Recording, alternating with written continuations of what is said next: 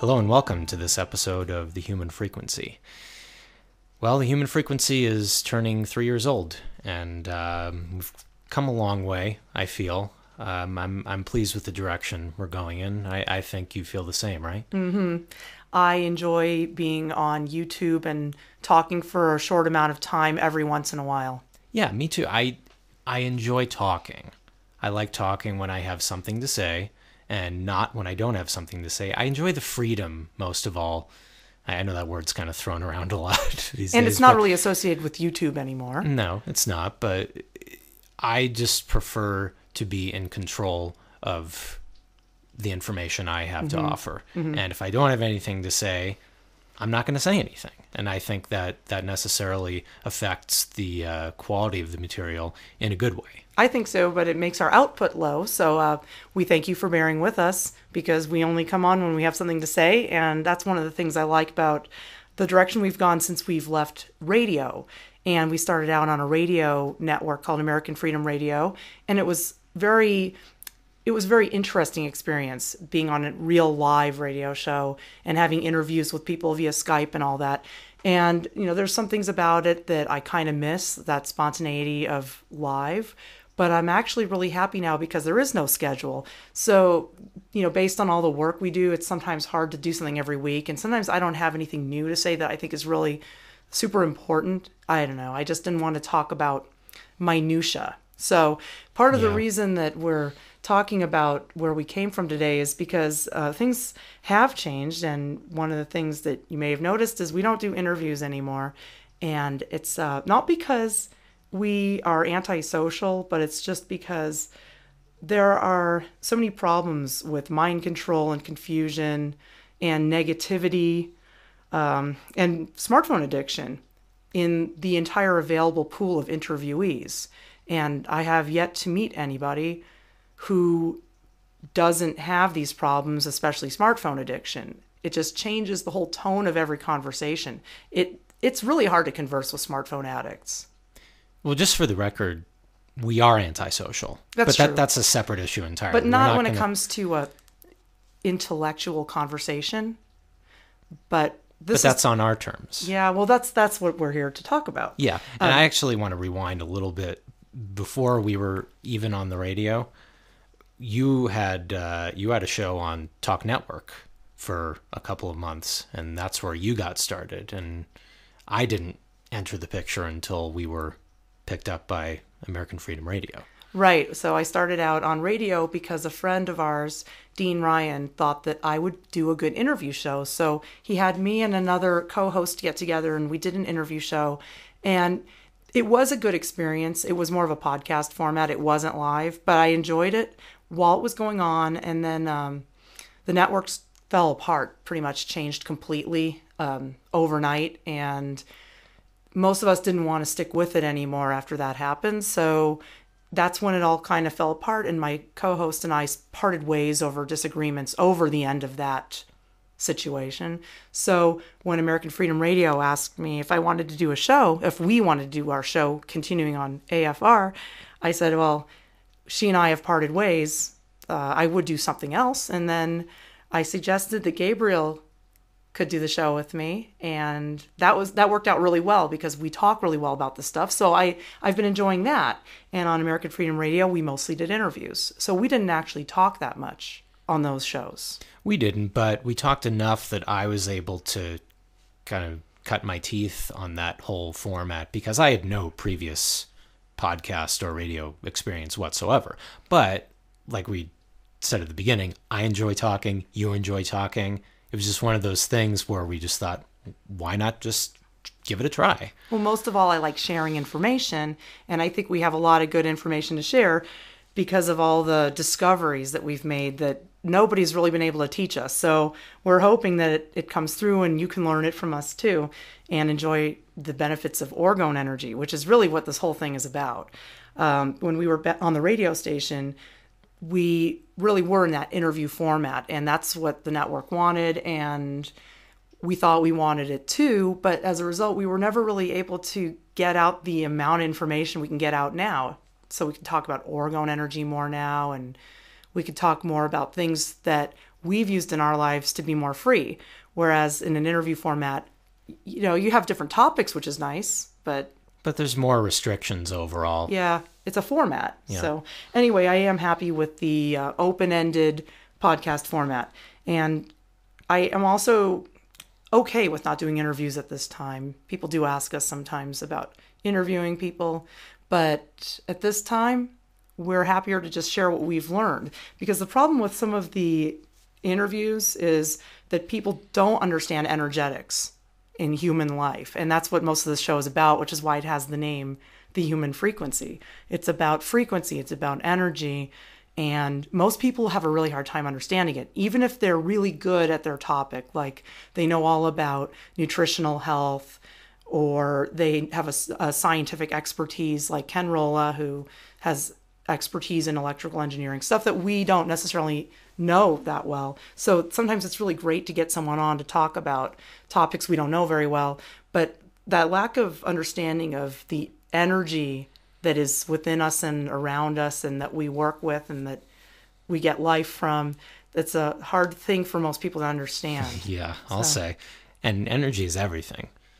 We're not the only ones to say that, but it's hard to understand just how much that rings true when energy is invisible. You can't really see it with your senses. You need like a sixth sense for it. And that means that a lot of people have problems with it. And again, if they're using smartphones, which pretty much everyone is, I don't know many people who aren't, that's going to affect their ability to feel those subtle energies. So that makes it hard to talk about these topics with on the same level, because we look at it from that point of view. And a really big one is that people do not understand the planetary emergency. The emergency that Wilhelm Reich discovered when he did his desert operations with orgone energy out in Arizona, when he realized that our planet was under attack by extraterrestrials, extra-dimensional entities. And they were the ones that had brought it to this state of chaos that it is today. And he put everything together at that point and realized that we're having a planetary emergency, and it's a DOR emergency, and that's deadly orgone radiation. And if he figured this out in the 1950s, and now everybody's carrying around a source of DOR in their pocket, we have an even worse planetary emergency, because now everyone has taken it into their own lives. That's a very good point. Very good one. But the thing is, this planetary emergency has been averted. I don't want to talk about it as if it's a crisis, because it can be ended in a second. All it takes is cutting off that addiction and learning about orgone energy. But another thing is, a lot of people who we would interview think that things are worse than they are, and they don't know that solution yet. So if you don't know that solution, you're going to have a more negative way of talking about the problem. And there's enough negativity already. Like, we don't need to add to that problem. And that definitely removes a huge element from an interview of, I mean, that was like the core of our problem for years. Just we would watch videos and feel absolutely hopeless afterwards. We don't want to do that to people. That's how I got my start in this whole world of truth and conspiracy and whatever they call it, when people talk about things honestly and look into things with their minds. But I got into this whole world at a very negative time, and it was all just chemtrail disaster on YouTube and Alex Jones and everyone screaming and freaking out and protesting, and that's the world I came from. And Alex Jones definitely screams. I don't think anyone would argue that point. Well, that's the world I came from originally when I started learning about these kinds of topics. And it's a fear-filled world. It's completely anxiety-provoking. It's depressing. And if you spend your night watching these scary YouTube videos, you're just going to go to sleep having nightmares. You're not even going to be able to sleep. So you're better off just taking the blue pill and going to sleep, like in the way that all the other people do. Because what's the point? In living that way? A lot of I don't know. Either way sucks. And a lot of the blue pill, sometimes I think, oh, it's so much easier to just be normal and not think about all these things. But that's its own kind of death. And speaking of death, Most people, and this is another issue we have, we can't talk about legal stuff with anyone because people don't even know who they are. They think they're part of something they're not. They don't know that they're ruled only by God. And sometimes they think they rule themselves. And those are the ones that you really can't help. Yeah. Because no one rules themselves. If you think you rule yourself, then try jumping up in the air and staying up there because you've decided gravity doesn't exist. That's how much you rule yourself. Yeah. That's a huge problem. And even the most seemingly educated people, they have no idea what's going on in that realm. And we're not really going to talk about that today either because nobody understands legal stuff and we've done enough videos about it. So it's out there, and if you're interested, you can learn it. And I guess the last thing about interviews is a lot of people are having trouble finding solutions. So this show is about solutions, so it's kind of hard for us to talk to people who are dwelling on problems without solutions. We've always been about solutions from the get-go. So anyway. Well, people have careers to protect. Yes. It's very, we really have to tread lightly when it comes to this, I feel, because there's too many lives that are invested in the problem. It's true. However you want to refer to it. There's many different facets of the problem, but when there's so many people plugged, if you've seen The Matrix, all the people that are plugged into it in those little chambers, there's so much in there holding it all together. It's the glue that keeps it in one cohesive unit. And controlled opposition. Did I say it? Yeah. That's what you're getting at, is that a lot of people make a good living giving us a little bit of information to keep us coming back for more information, but we only get so much and we don't get the right stuff. We get a lot of lies and diversion. And I'm not putting down our guests of the past. In fact, most of our interviews of the past are still up and we find them valuable and we like the people we interviewed. So we're not disparaging our guests. We're just saying that I think we've done all we can with that format. And at this point, there's just stuff we discover that we share as we discover it. And that's been working, but who knows? We may be doing interviews again. So it's not over at this point. But this is just what we're doing right now. And we have removed some interviews from our site.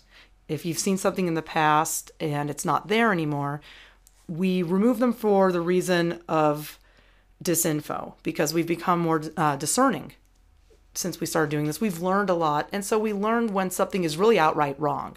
So we remove things that are outright wrong, and the type of disinfo being things that would harm you. We don't want anything out there that could harm anyone. So if the information in the video is something that if you did, let's say in the legal realm, that legal stuff is just, that's the real dangerous realm to tread on. So anything in the legal realm that would harm you and ruin your life, we've removed from our channel.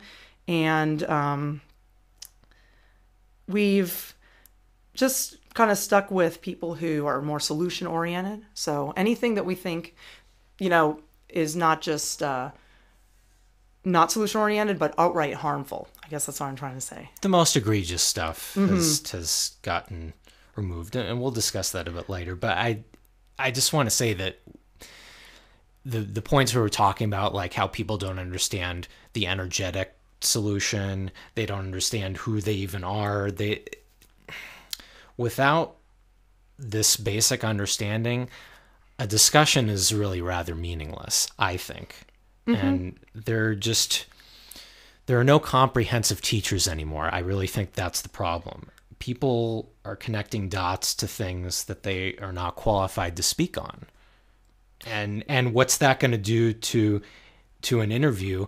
And what's it going to do to the people that are listening that are very impressionable and want information? They're going to get the wrong thing. And yeah, we only talk about things that we understand, and we feel an obligation to keep it at that. If we don't understand something, we're just not going to talk about it. Well, that's why practically this whole channel is about orgone energy, because that's what we understand. And I literally cannot talk to anyone about chemtrails. I cannot talk to anyone because nobody understands what they are. And for you to understand what they are, you would have to go through the same 6-year experience that we've been through, or just read my blog. And you can go along with us on that journey, because it takes that long to even begin to understand what's going on up there. So the quick answers you're getting on what are chemtrails, what is geoengineering, those quick answers are not the answer. Exactly. So if you want to try to understand, it can't be answered quickly. I can't even answer it yet. So I've answered a lot of it, I think, but who knows? I might be wrong. I might learn something new. So that's a very hard topic, and most people cannot talk about it. So it's really not even worth discussing, because, it's not necessarily a big government plot against us. It's something beyond our understanding, and that's what we've come to realize. It's beyond human ability to understand, so it's hard to talk to humans on that level. So anyway, we have actually kept a lot of interviews.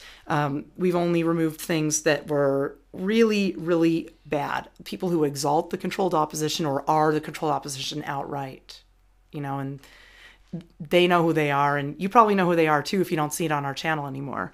But we have kept a lot of interviews because most of them were mostly good. I enjoyed most of the interviews we did.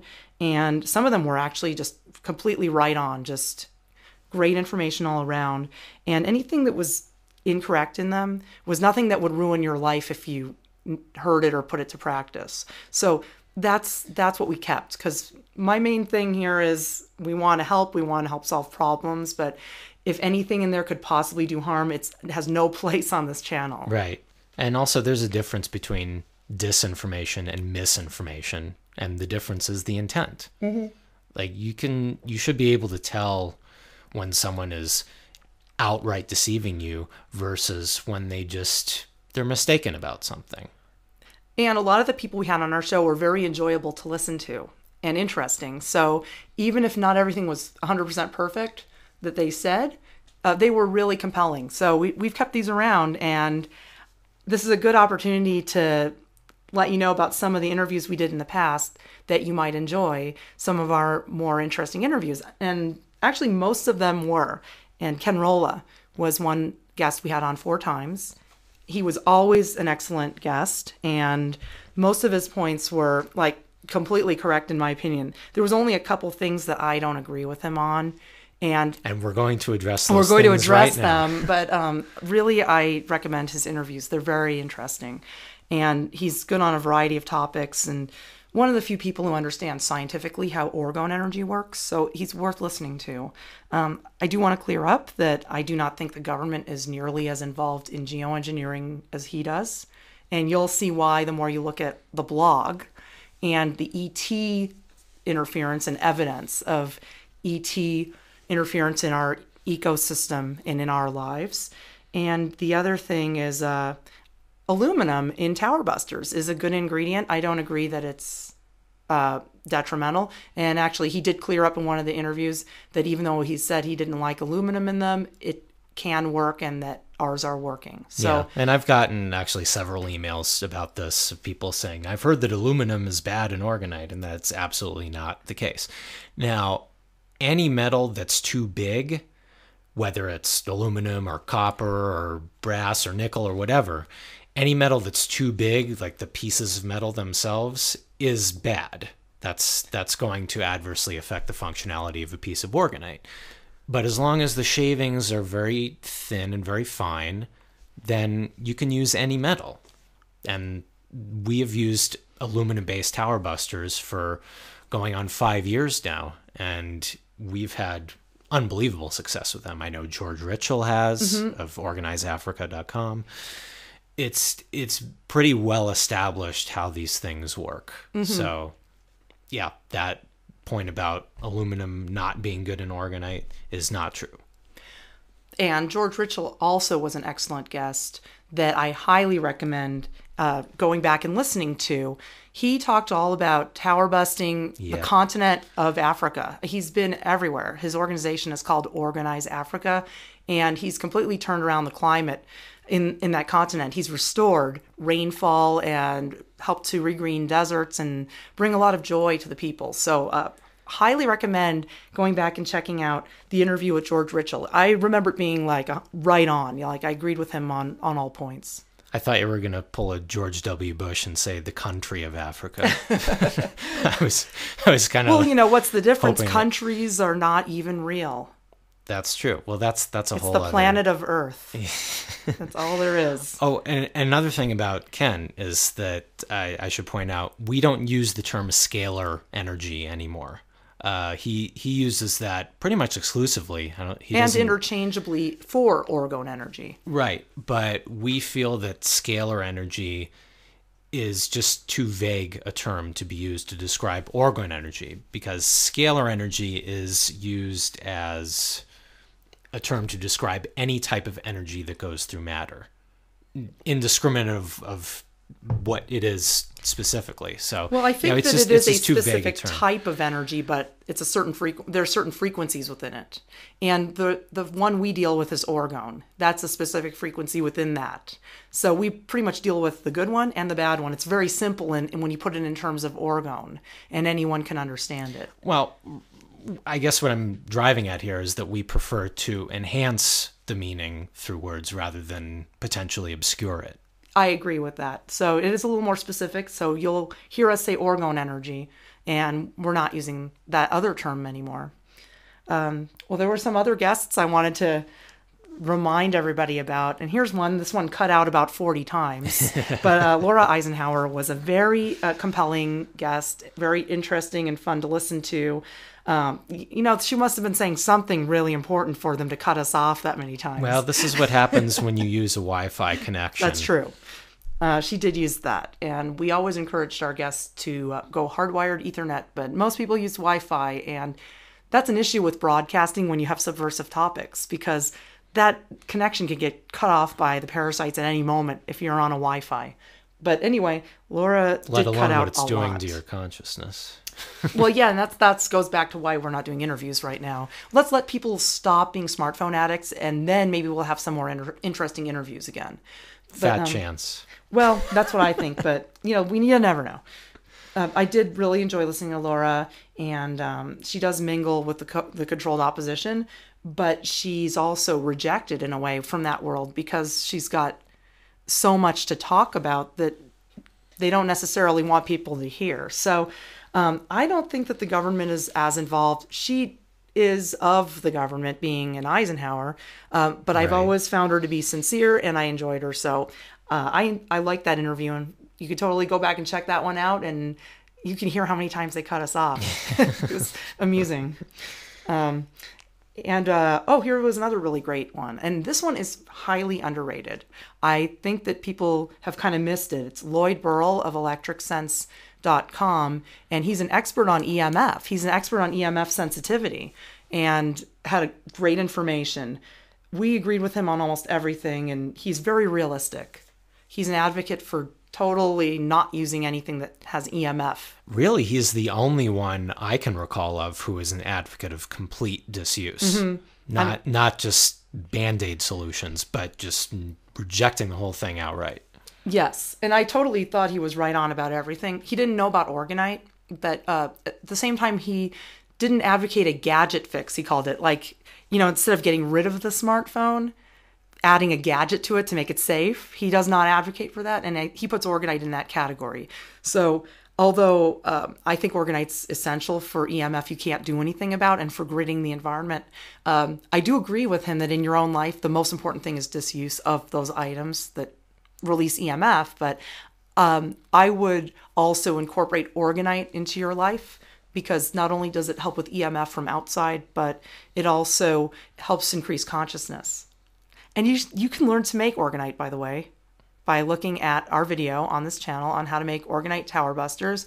And you can go to the website, thekembo.com, and check out the orgone energy section. And there's a video on how to make pyramids from the Vimeo page. So check it out if you want to make your own. Lots of resources. And yeah, just go into that archive and find all these long lost interviews that we've done. Mm-hmm. And speaking of Orgonite and people who have our Orgonite, or rather had, the late Jim Mars was another really interesting, very early on interview that we did in the first few months that we were on the air. And yeah, he passed in, I believe, August of 2017, if I'm not mistaken. Yeah. He's about 73. Well, it was in the summer. It was while we were right after Contact in the Desert because he didn't make it. Yeah, he was under the weather. And then, just a little bit after that. And I was very sad. Well, he was a good friend. He was a very sweet guy. You. Yeah. I actually met Jim Mars through TalkNetwork.com, and they had me as a co-host for him on his show, The View from Mars. And we really had a great rapport. I really enjoyed working with him. And then I finally met him face to face at Contact in the Desert in 2016. And he was a really sweet guy. We stayed in touch a little bit, and I just didn't know him very long. I knew him for a couple years. I met him at the end of his life, and he was a lovely guy. And I think that, the interview we did with him, he did out of friendship because I had worked with him on Talk Network. So he obliged us on an interview on his book, Population Control, which had just come out. And I think that he's a very sincere guy. He was a sincere guy and very historically based. The points where looking back, I've learned a lot. I wouldn't agree that the government has as much control as he gives to them. That's a big theme in our show and in our lives, is that the government is really not as powerful as people think. But, he didn't know that. And he's from a different generation. And in that generation, the older people, they do ascribe more control to the government than younger people do. Because they listen to the government saying how powerful the government is. Well, the young people hear it too, but since the younger people don't get any benefits from the government, we don't feel as compelled to support that entity. Right. Because older people get Social Security and all kinds of stuff, and young people will never see anything like that. So we automatically don't really care too much about the government because it doesn't do anything for younger people. So he does come from a different generation, but he really was sincere and historically based, and I do think that everything that he was talking about was stuff that he had researched and believed to be true. So I loved that one too. And one of our most underrated interviews that nobody looks at because it wasn't anyone famous, but we did this vaccine roundtable discussion with these parents in LA, 2 parents from different families, and they gave so much information just from their hearts, things that are good for parents to know about not vaccinating their children and how they dealt with that with the school system and with their doctors and all the different things that they did and why and what they had researched and learned about vaccines. And it's really good for young parents to hear something like this because both of these were young parents in their 30s, and they are both very, very much just part of the normal world, but they don't want to vaccinate their children. So I liked that discussion a lot. They were very open, and they were very generous with their time to do that because that's not easy to do. So I would go back and check that out, especially if you have kids and you don't vaccinate or don't want to vaccinate and you want to hear something supportive from other parents. Yeah, if you're not getting support from your family, or more likely if you're getting attacked by your family, it's definitely a good thing to check out. Another one was Brian Besco of twistedsage.com. We had him on 2 times, and he had some very interesting things to say about the Tensor rings that he sells, and we can vouch for the authenticity of these things because we have them ourselves, and they do work. And he was explaining various things about how they are constructed, first of all, and also how the different ones work, because they make them in different sizes. Yeah, they're specifically sized to take care of different things in a way, like they have different measurements, and these are all based on qubits, an ancient measurement, and each one has sort of a different energetic function in the spectrum, I guess, of frequency. So each one is kind of operating on a different frequency. He understands that better than I do, and we had him on twice because there was a lot to talk about, and we really wanted to clarify how they worked. So there's 2 different episodes you can listen to with Brian Besco and learn about tensor rings. And like Ken Rolla, we do have a couple of things to point out, some things that he said that we do not agree with, that we should clear up right now. I think the main one here is that he does say that EMF can be turned, the frequency itself can be turned to be beneficial, and that is absolutely incorrect. It can be neutralized and it can be reduced in that way. It can be smoothed out and made less harmful, but it can't be good for you. Right. So while the tensor rings definitely neutralize EMF, and I know they do because we stayed in different houses where they wouldn't turn the Wi-Fi off at night because let's say it was an Airbnb or something like that. And I would sneak a little tensor ring over to the Wi-Fi unit and lean it up on it. Before I started doing that, even with Orgonite around me, I was still aware of the Wi-Fi. It still bothered me because it wasn't neutralized at the source. So the Orgonite was near me, helping near me, but that was still throughout the house. So then I put the tensor ring right on the Wi-Fi unit, and nobody could see it because it's kind of discreet. I could stick it behind there, and it's just the size of a bracelet. It really worked. I mean, it really made the Wi-Fi way less noxious for people like us who can feel it. I noticed it too, and I'm generally less sensitive than you are to these things, but I felt the difference having it there versus not having it at all. Yeah, we always travel with tensor rings now. Incredible. Yeah, it was really good. That we were able to rest much better. And another great interview. This is a highly underrated interview. Well, I just want to also mention that Brian also mentions elementals, and that's just, I'm not going to get into whether they exist or they don't exist, but it's not a part of orgonomy, and that's what we're adhering pretty strictly to Wilhelm Reich and his research. So, well, we do talk about ETs, but that's not elementals. No, it's not. That's we're talking about evidence of something not human doing an operation on the Earth, and it's backed up with photographic evidence and other things on the blog. You could see it if you want to delve into that. That's also all going to be published in the book when I get that done. That's going to be pretty much a synopsis of the 5 years of work. So you can learn about the ET connection there because that's taken from personal experience. Right. Whereas elementals, we're not going to get involved in that whole trip. That's more of a new age thing.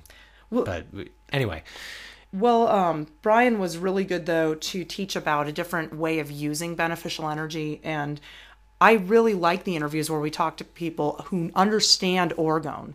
And John Robson was another one, highly underrated because nobody knows who he is. But John Robson is an orgone energy worker from the California coast, and he has built chembusters, the big ones with the pipes, several of them, and they're all operating along the central California coast. And we have one here too. We're a couple hours north of LA, so that's adding to that arsenal. And he explains all about how they work. He's also an orgonite gifter, which is essential. Building chembusters isn't enough. You have to put orgonite everywhere. That's actually the most important thing. And he went and gifted Laguna Lake, which is, I think it's near San Luis Obispo where he lives. He lives in the San Luis Obispo area. It's in that area. And he sent me a picture of it before and after. And what a difference. So John Robson is a great interview to check out because he really does the work. And people want to know about orgonite and orgone energy devices. And it's nice to hear someone besides us talk about. That's why it was nice having George Ritchell on. And John Robson is another orgonite gifter. And he's taken them around the world, too. So he's gotten them in other countries. Yeah. And by the way, that operation he did, refilling Laguna Lake, that was a good 2 years, I would say, before the media had to announce that the California drought was over.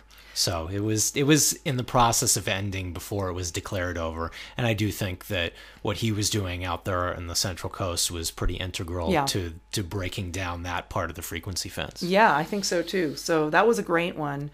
And we have one more special interview to share with you guys, and I hope you'll go back and listen to this one. Ambika Talwar is a beautiful poet. She spent a couple of hours talking with us when we were on American Freedom Radio, and she shared lovely poetry with us. She has a great spirit, and she talks about your sacred destiny and the power of words. And these are extremely important topics. We talk about this kind of stuff all the time in our own way. And the power of words is very important because we're used to dwelling on the negative power of words. Like in the legal system, for example, people are talking about what words mean, like, oh, I'm not a person and all that stuff, which is true. But I noticed but when you were talking about Jim Marrs, you made sure not to say in person. You said face to face. I really try. I think I said person once. I don't know. I said something I shouldn't have said. I try not to use words that don't mean anything. But at the same time, it's nice to hear a poet talking about words.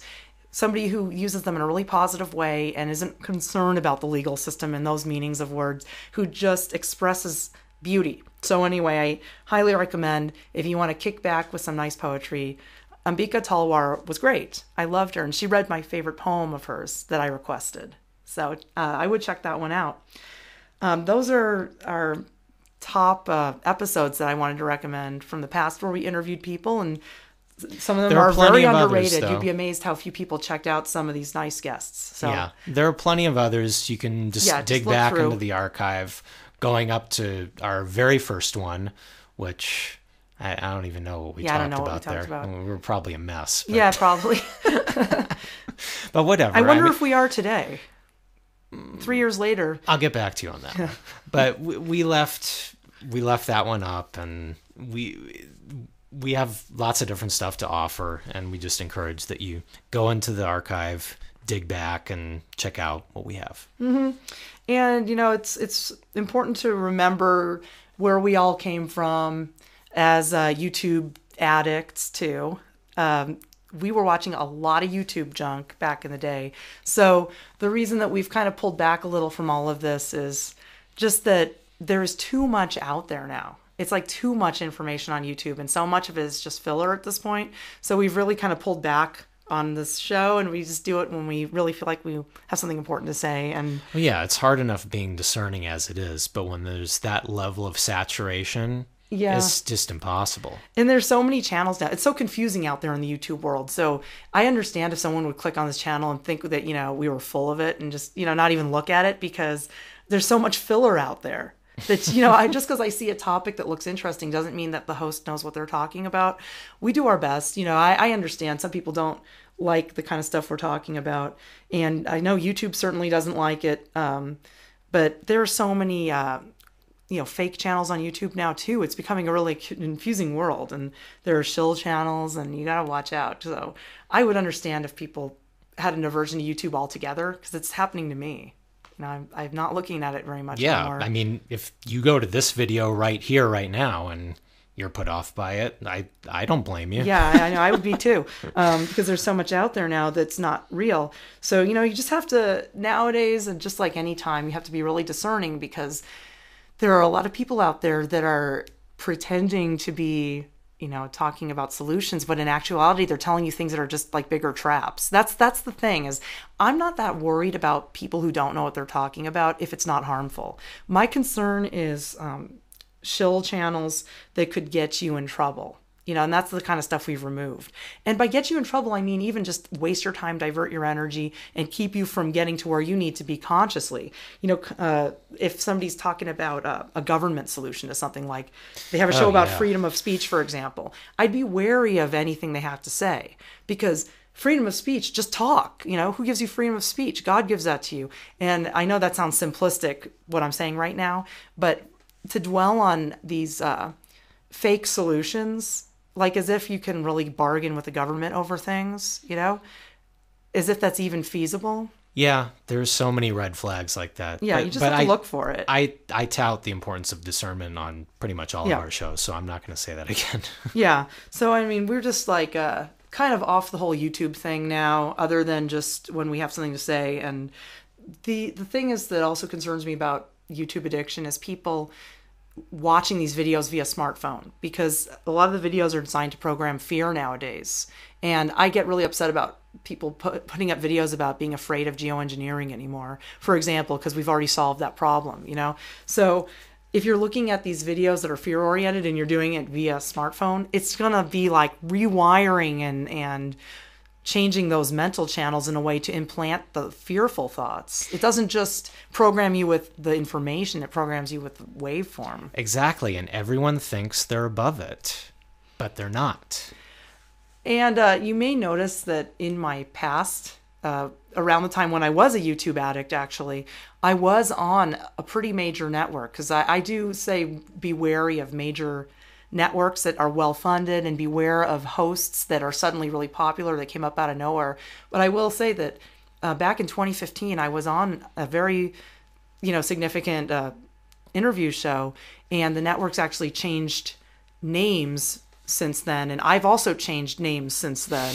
But you may notice that I was on a network like that, but it was actually pretty hard to get get agreement for me to talk about exactly what I wanted to talk about, but they did agree. But it was like I had to kind of pitch it. Do you know what I mean? I couldn't just go on and talk about it. So it was, because networks are more controlled. They want to make sure that the information is what they want. And I was laughing there just because the name change that they did was for a completely different reason than the they name changed change ownership. you did. So the channel changed ownership. And and my name change happened because I figured out who I was and that I didn't know what my name was before. And now that I know what my name is, I'm calling myself Sharon Daphna because that's my name. But I was confused. I didn't know who I was. I had a confusion of identity back then. I had the same confusion. Yeah. And my name changed right. as a result too. So I'm just saying that you might say, oh, well, maybe I'm a shill too because I was on a major network, but it was a completely different situation. It was some kind of divine intervention that got me on there. And that was before it changed hands. So it was a time when it was still a different network where I could go on and talk about what I talk about.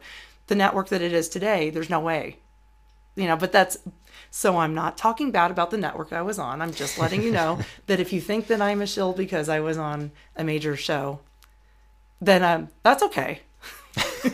We're not offended. I would understand that, and that's the thing. It's like YouTube has gone so downhill and there's so much BS out there. I mean, it's hard to listen to anything anymore. And on that note, thank you for listening to this episode of The Human Frequency. We've very much enjoyed gabbing at you on our 3-year anniversary. And I hope you enjoyed listening to us reminisce about the past 3 years and, get a little bit more of an idea of where we came from and how we ended up here in the YouTube verse with you all enjoying a comment-free YouTube page. It's strictly informational service provided. Yes. And if you would like to learn more about our work with orgone energy and get involved yourself, learn how to make your own orgonite, learn how it works, you can check out our website, thechembo.com. And that is the Chembo, as in a chemical rainbow, which it really isn't, by the way. It's just water vapor. Thechembo.com.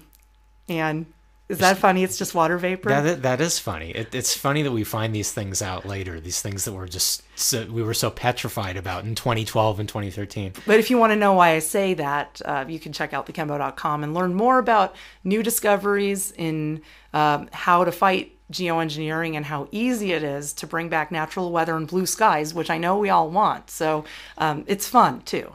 And I'm sure in 3 years from now, we will still be here yelling at people, pleading with them to not use their smartphones. If there's any people left. They may all be robots by then. We'll be up to like 14G by then or whatever. I don't know if I could even keep my head on my shoulders at that point. I hope I'm in a different level of consciousness, living somewhere in the stratosphere by that point. I hope so too. Not just for your sake, but for mine. Well, until then, please visit our website, thechembo.com, and thank you for listening.